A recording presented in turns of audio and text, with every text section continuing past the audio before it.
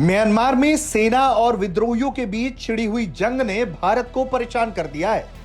भारत में लगातार उस तरफ के लोग शरण पाने के लिए भारत में दाखिल हो रहे हैं।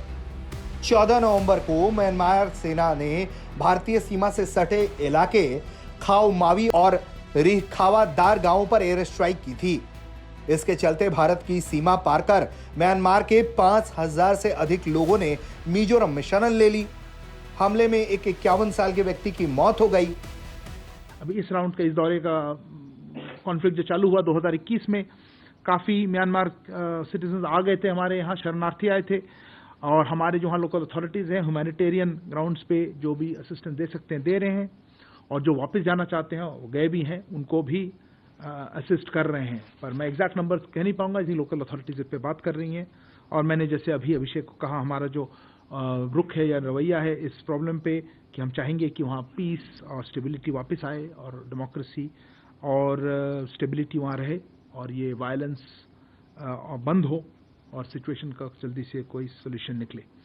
तो और हम बिल्कुल ऐसे कोई डेवलपमेंट्स होते हैं तो हमारे इसमें काफ़ी कंसर्न रहता है। ऑफ कोर्स हमारे बॉर्डर के बगल में हो रहा है ऐसे डेवलपमेंट्स। लगातार बदलती परिस्थितियों के बीच भारत के विदेश मंत्रालय ने इस पर अपना रुख साफ किया है। मिजोरम में शरण लेने वाले म्यांमार के लोग चंफाई जिले के जोखावतार इलाके में रह रहे हैं।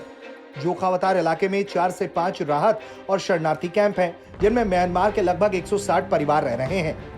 जिला प्रशासन और एनजीओ और ग्राम परिषद की ओर से शरणार्थियों की मदद की जा रही है।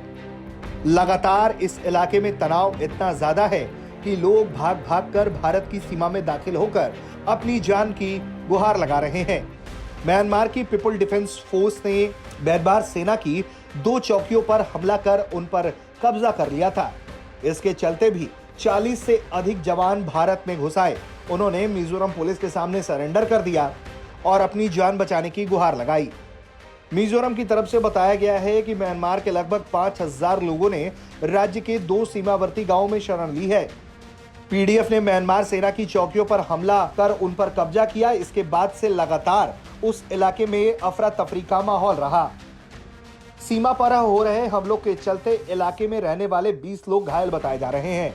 इनमें 8 लोगों को इलाज के लिए आइजॉल तक शिफ्ट करना पड़ा। म्यांमार सेना की ओर से हवाई हमला होने के बारे में कोई जानकारी औपचारिक तौर पर नहीं दी गई है, लेकिन जिस तरह का तनाव वहां दिख रहा है वो ये बताता है कि म्यांमार की सेना विद्रोहियों के आगे पस्त होती हुई नजर आ रही है। तभी तो अलग अलग जगहों से जो खबरें और तस्वीरें सामने आ रही हैं, उसमें म्यांमार की सेना कई मोर्चों पर हारती हुई दिख रही है।